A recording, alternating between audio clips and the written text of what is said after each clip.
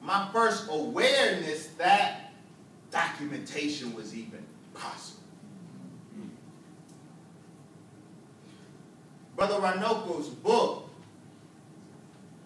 absent his work as a young Afrocentrist, I started in Afrocentrist community before I grew into the Muslim community.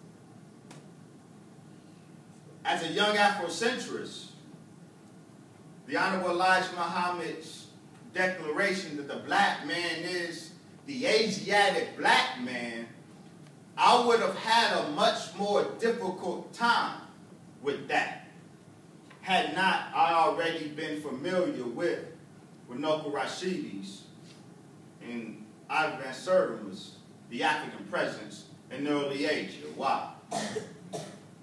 Because, see, the Honorable Elijah Muhammad, when he said black people were the Asiatic black man, he meant something very specific. He didn't mean that black folks originated in Asia, China, Japan. That's not what he meant. Go ahead. And he was very clear with what he meant. The Honorable Elijah Muhammad said that the earth was once called Asia, the whole of it. And the black man is Asiatic because everywhere on the planet is the black man's home. Right. Now, Runoko Rashidi's African Presence in Early Asia was my first encounter. Again, not just with the documentation of that fact, but the very possibility that that could be documented. I had no idea that it was even possible to document this, except Brother Runoko Rashidi's work. So it's a tremendous honor for me to be able to collaborate with my brother, and in a very real sense, my enlightener in many ways, though he had no clue. It's those words, Brother Runoko, that were the seed that germinated this work. Because you introduced me to the fact that this could be documented. And 20 years later, the documentation is overwhelming. It is a matter of fact. Right. Black Arabia and the African origin of Islam is a matter of fact. And now we can say Black India and the African origin of Hinduism is a matter of fact. I'm going to say a few words on Hinduism, but I will defer. I won't do too much on the African presence in India because we have the paramount expert on the subject here. And so I will defer to Brother Runoko since we have him. I won't busy the airwaves or throw trash in the well. We will let Brother Runoko bless us with the details of the African presence in India. As an historian of religion, I will have a word or two to say about the African origin of Hinduism.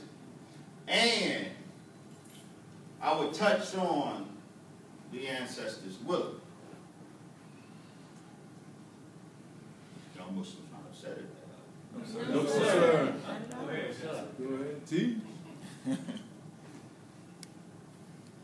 Why did I say the ancestors' will rather than Allah willing? Well, if I may, I'm not doing theology. I think this is a teachable moment. Go ahead. Go ahead. Go ahead. Brother Anoka, I don't know if you know, but throughout the Quran, God uses the first person plural, nahnu, we. Right. Come on now. Now I know some of us want to dismiss that as the linguistic phenomenon called the we of majesty, or the royal we. That would be fine and an adequate explanation if we were talking about 14th, 15th, 16th century British English, or if you were talking about late antique Farsi or Persian.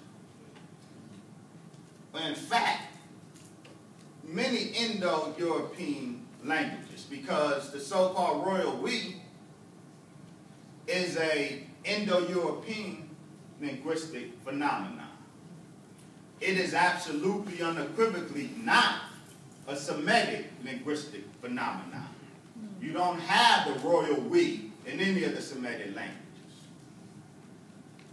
The we by which God speaks is a real plural. And from the teaching, the perspective of the Honorable Elijah Muhammad, see that we, those are the black men and women of the past, the gods, who created all of this. Exactly. The ancestors. Right. That first black God didn't die. His spirit lived on in his descendants, the collective God. Right. That's the ancestors. That's right. Come on now. So ancestor, so-called the veneration of ancestors. Orientalists use that term, ancestor worship. The veneration of ancestors is right and exact. Right. That's Islam. Right. That's Islam. It was a collective we, the ancestors, who did some of this cosmic work. Same, the Honorable Elijah Muhammad told us, the same God that put up the sun didn't put up that moon. Go ahead. We, the ancestor, collective. That's right. So I say, That's right. my Islam is as eligible for condemnation as ancestor worship by those who lack understanding, Right. as any traditional African religion is.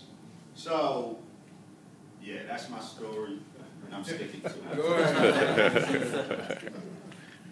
So, briefly, y'all all right? Yes, sir. Those that know, thank you, Brother Renoko, for planting that seed that without which this whole project of mine couldn't be possible. I'm honored to collaborate with you. The honor is mine, my brother. I look forward to continued collaboration. Now,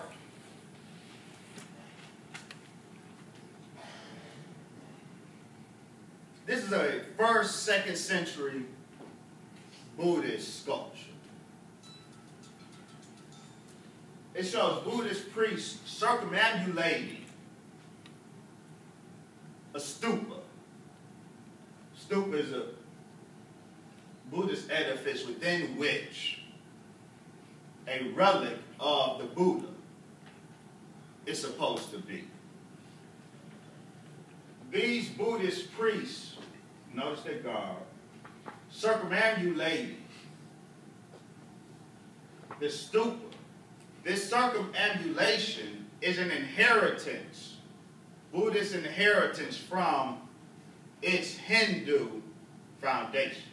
Well, we know the great black prophet Siddhartha Gautama did a powerful work. Often I tend to say my Islam is Mahdic Islam. A lot of folks don't like that. I also say some of y'all need some Buddhism in y'all Islam. Y'all be much better Muslims. Y'all have some Buddhism in y'all Islam. Some need more than others. Siddhartha Gautama, we know,